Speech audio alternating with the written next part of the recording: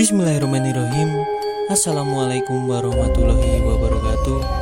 Berjumpa kembali di channel Isal Abrar Misteri dalam kisah sejarah.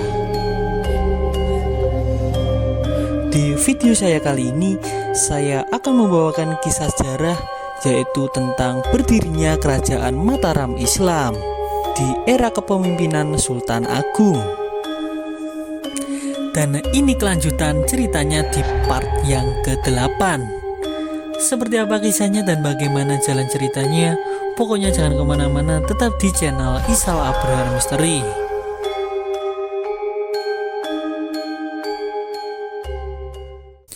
Setelah berkuasa selama 13 tahun, Panembahan Senopati wafat pada hari Jumat Kliwon Asyura tahun Wawu 1563 atau 1601 Masehi.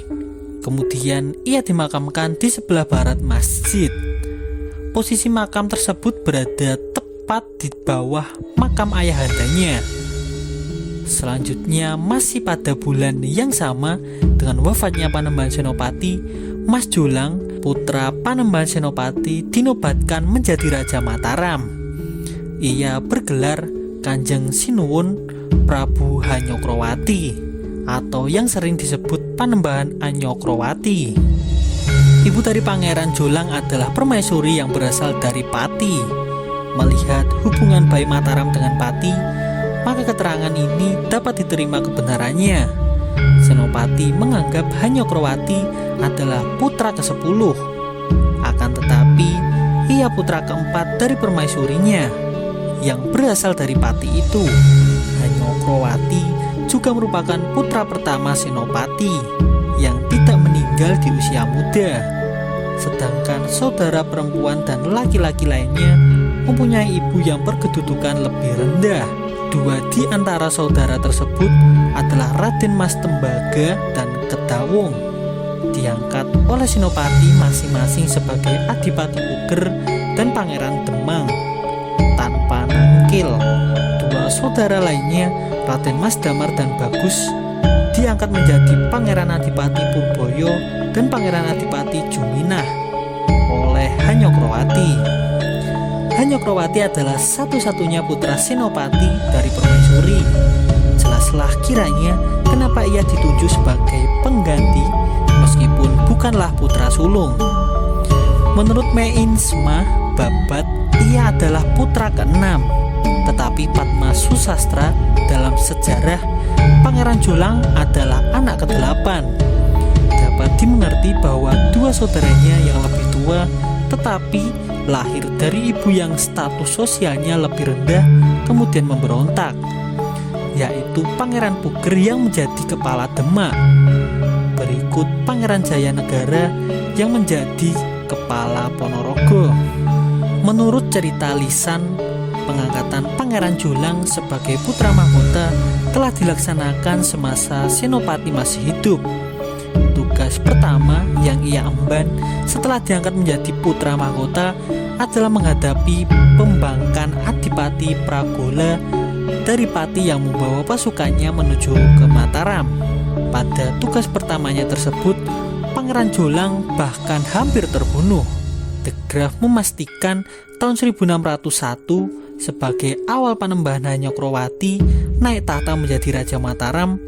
Pengukuhan kekuasaan tersebut digambarkan secara tradisional. Pada hari Senin, Adipati Mandaraka dan Pangeran Mangkubumi mengantarkan putra mahkota dengan memegang tangannya ke Siti Hinggil. Di sini ia didudukan di kursi tahta emas. Kedua pangeran menempatkan diri di sisi kanan dan kirinya. Pangeran Mangkubumi berbicara dengan suara keras yang ditujukan kepada penduduk yang berkumpul. Wahai orang-orang Mataram, saksikanlah bahwa Pangeran Adipati sekarang diangkat menjadi sultan sebagai pengganti ayahnya. Kemudian ia menantang siapa saja yang berani melawannya. Dalam serat Kanda juga disebutkan bahwa tidak seorang pun menentang pengangkatan raja yang muda ini. dan anggota-anggota keluarga terdekat, para bupati dan mantri memberi hormat kepadanya. Sesudah itu raja kembali ke istana untuk kemudian acara dilanjutkan dengan sebuah pengumuman bahwa akan diadakan jamuan besar. Berita tentang pengangkatan Hanyokroati sebagai sultan sebenarnya menyisakan beberapa keraguan, sebab pada tahun 1601 diduga belum ada Siti Hinggil di keraton, dan gelar sultan adalah sebuah anakronisme. Setidak-tidaknya 40 tahun terlalu awal, terdapat sebuah tradisi di Mataram di mana tiap kali ada kenaikan tahta raja, anggota-anggota keluarga yang lebih tua atau pejabat-pejabat tinggi istana harus hadir sewaktu raja baru naik tahta. Ki Adipati Mandaraka tetap menjabat sebagai patih, seperti kala ayah Hanyokroati memimpin.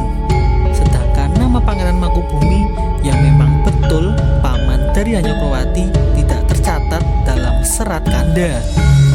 Hari Senin menjadi salah satu dari hari yang kemudian disebut hari-hari Kaisar, di mana pada hari itu raja akan menampilkan diri di depan abdi dalamnya untuk menjalankan salah satu tugas, misalnya mengadakan peradilan.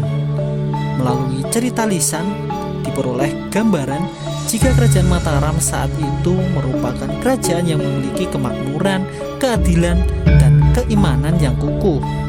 Pada masa pemerintahan Hanyokroati dibangun pula sebuah taman yang indah. Meskipun demikian, kerajaan ini tetap tidak terlepas dari ancaman. Kesulitan datang dari ranah politik. Panembahan Hanyokroati harus menghadapi pemberontakan dari anggota kakaknya sendiri, yaitu pemberontakan Pangeran Puger. Kebijakan yang diambil oleh Panembahan Hanyokroati berbeda dengan Panembahan Senopati. Selama memegang tahta Mataram, Panembahan Senopati lebih memusatkan kekuatannya untuk menyatukan wilayah Mataram, sehingga pembangunan kota kurang diperhatikan. Sementara itu Panembahan Hanyokroati memusatkan perhatiannya pada pembangunan kerajaan sambil meneruskan usaha yang telah dirintis oleh ayahnya untuk melakukan perluasan wilayah. Hal ini terbukti pada perkembangan visi kota gede. Oleh sebab itu, ia pun dikenal sebagai tokoh pembangun Mataram. Mataram telah menjadi kerajaan yang ditakuti oleh banyak pihak. Namun posisinya belum cukup kuat karena wilayahnya terbagi-bagi dalam beberapa daerah kekuasaan, sehingga daerah-daerah tersebut selalu melakukan pemberontakan terhadap penguasa. Oleh karena itu, selama 12 tahun memerintah dari tahun 1601 sampai dengan 1613, Panembahan Hanyokroati berkali-kali melakukan penyerangan ke kerajaan kecil seperti Demak, Kediri, Giri, dan Gresik yang hendak memberontak dan melepaskan diri dari kekuasaan Mataram. Keterangan dari Babat Sangkalan menjelaskan jika tokoh Panembahan Krapyak adalah seorang ahli bangunan. Dalam Babat Mumana dituliskan jika pada tahun 1603 Masehi dibangun Proboyeksi, tempat kediaman raja. 2 tahun kemudian pada tahun 1605 Taman Indah Danalaya. Pembuatan taman tersebut ditujukan sebagai tempat kediaman seorang albino bernama Jurutaman, seorang penakawan Jawa.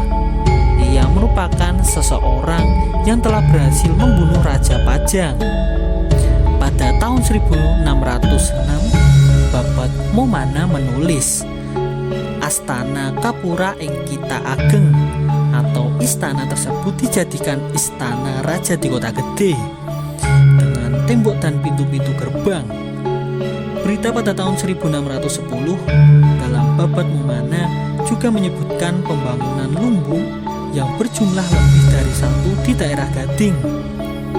Hal tersebut cukup membingungkan karena wilayah tersebut merupakan taman yang biasa dipakai untuk hiburan dan istirahat, sehingga The Graph berspekulasi apakah taman tersebut menjadi tempat ditimbunnya bahan makanan untuk keperluan berburu.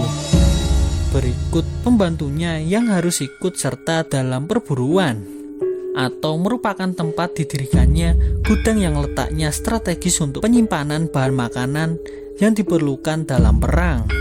Dalam Babad Mumana diceritakan pula bahwa pada tahun 1533 atau 1611 Masehi dibangun Krapyak Beringan.